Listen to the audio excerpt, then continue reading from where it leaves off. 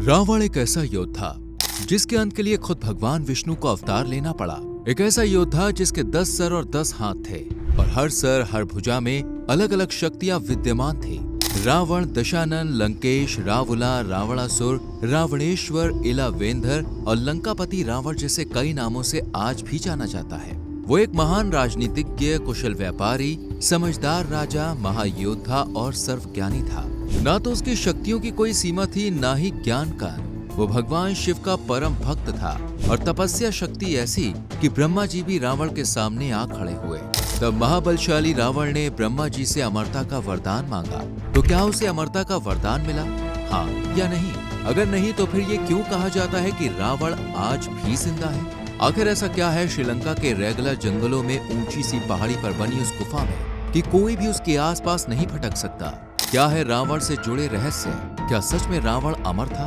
इन सभी सवालों के जवाब जानने के लिए वीडियो के आखिर तक बने रहें और नए व्यूवर्स हमारे चैनल कहानियों का ज्यूक बॉक्स को सब्सक्राइब करके बेल आइकॉन प्रेस कर लें। दोस्तों, सोने की लंका के राजा यानी रावण की कहानी भगवान विष्णु से शुरू और उन्हीं के दिव्य अवतार भगवान श्री राम पर खत्म होती है। उसका जन्म और मृत्यु दोनों ही भगवान विष्णु के आशीर्वाद और ब्रह्मा पुत्र के श्राप का कारण है। दरअसल भगवत पुराण के अनुसार वैकुंठ लोक में जय और विजय नाम के 2 द्वारपाल हुआ करते थे।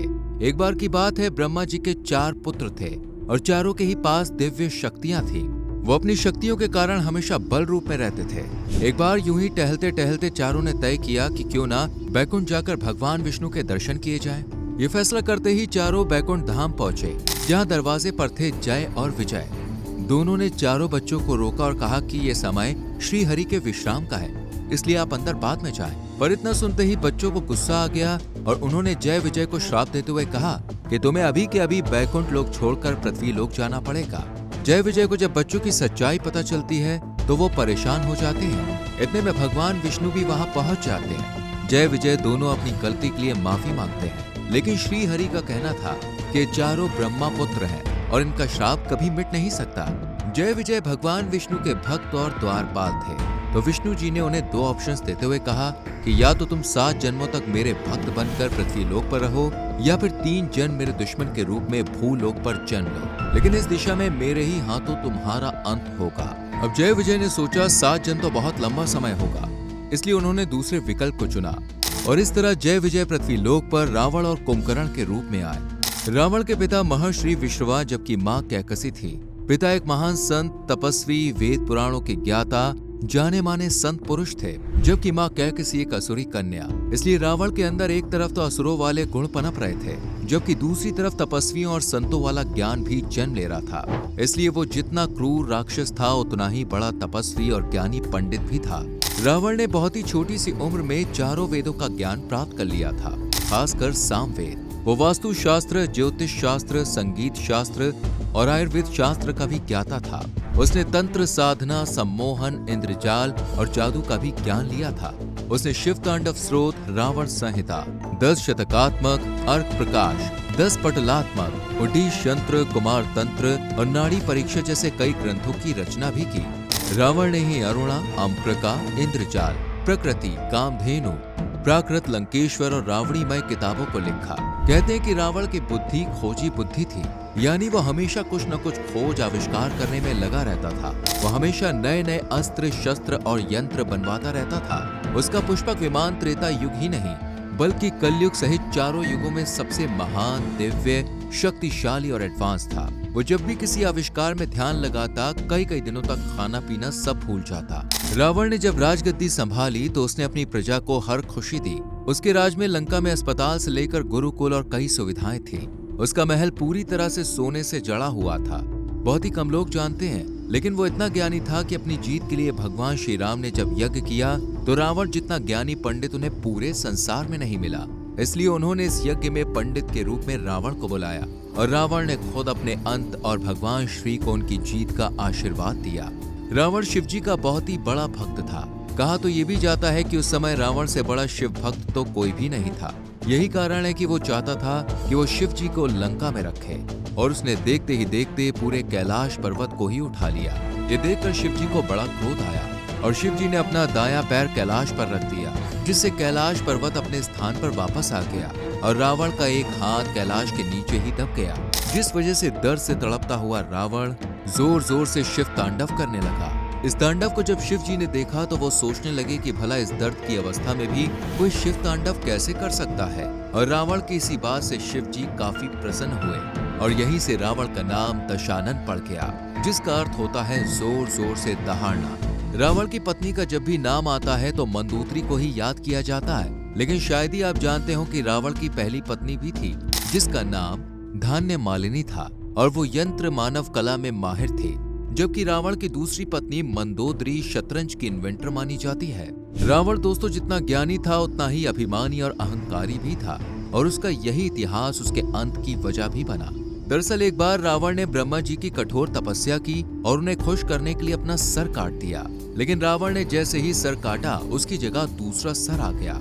रावण ने ऐसा 10 बार किया और 10 बार उसे एक नया सिर आ गया। ये देखकर ब्रह्मा जी भी खुश हुए और रावण को अमृतत्व का वरदान दे दिया और इसके बाद से ही अमृत कलश रावण की नाभि में स्थापित हो गया। माना जाता है कि इतनी सारी शक्तियां ज्ञान होने के चलते रावण में अहंकार बढ़ता ही जा रहा था। एक बार तो उसने असुर लोक में हमला करके सभी आत्माओं को अपनी सेना में शामिल कर लिया था, यानी यमराज पर भी जीत हासिल कर ली थी। तीनों लोकों में कोई नहीं था जो उसका सामना कर सके। तब भगवान विष्णु ने श्री राम का अवतार लिया और रावण का वध किया। हालांकि भगवान श्री राम के लिए भी इतना आसान नहीं था और अगर विभीषण रावण के खिलाफ खड़ा ना होता तो शायद प्रभु श्री राम रावण का वध नहीं कर पाते। लेकिन बुराई का सिक्का चाहे जितना ही मजबूत क्यों ना हो, एक न एक दिन उसे टूटकर बिखरना ही पड़ता है। रावण के साथ भी यही हुआ, लेकिन फिर भी कुछ लोग ऐसे हैं जो मानते हैं कि रावण आज भी जिंदा है और वो हमेशा रहेगा क्योंकि वो अमर है। दरअसल ये कहानी साल 1971 से शुरू होती है, जब एक बौद्ध भिक्षु ने दावा किया था कि एक पर्वत शिखर पर रावण का शव सुरक्षित रखा हुआ है। जी हाँ, रावण का शव। ये पूरा मामला श्रीलंका के रैगला के भयानक जंगलों का है, जहाँ जंगल के बीचों बीच करीब 8000 फीट की ऊंचाई पर बनी एक चोटी के शीर्ष पर एक गुफा बनी हुई है।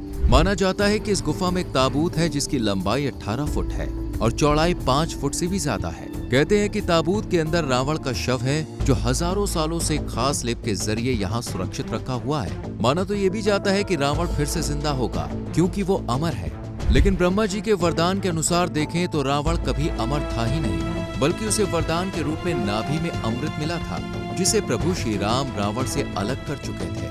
लेकिन फिर भी रावण को कई लोग अमर मानते हैं, जिनमें सबसे बड़ा नंबर नाग जाति से जुड़े लोगों का है, जिन्होंने त्रेता युग में रावण के शरीर को इस गुफा तक पहुंचाया था। दरअसल रावण के अंत के बाद राजगद्दी संभालने के चक्कर में विभीषण ने रावण का शव युद्ध क्षेत्र में ही पड़ा छोड़ दिया था।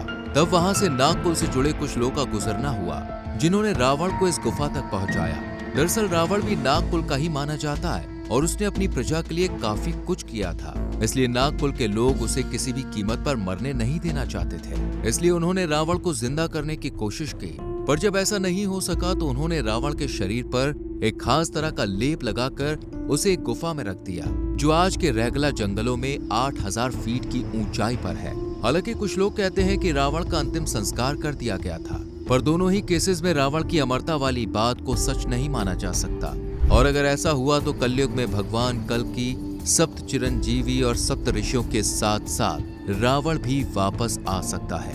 हालांकि ऐसा होगा या नहीं ये तो आने वाला वक्त ही बताएगा, क्योंकि फिलहाल तो गुफा में रावण का ही शव है ये भी कह पाना मुश्किल है, क्योंकि आज तक इस गुफा के अंदर कोई भी जा नहीं पाया है।